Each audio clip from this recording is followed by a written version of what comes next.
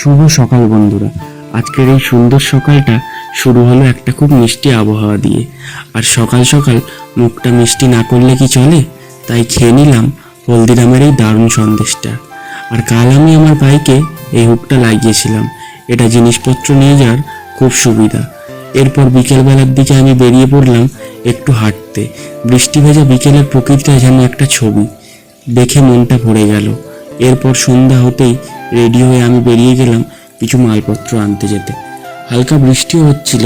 মাকে প্রণাম করে বাজার দেখতে দেখতে হাতে ব্যাগ আর লিস্ট নিয়ে আমি চলে গেলাম সেই দোকানে। সেখান থেকে আমার লিস্টের মালপত্র নিয়ে টাকা দিয়ে বেরিয়ে পড়লাম।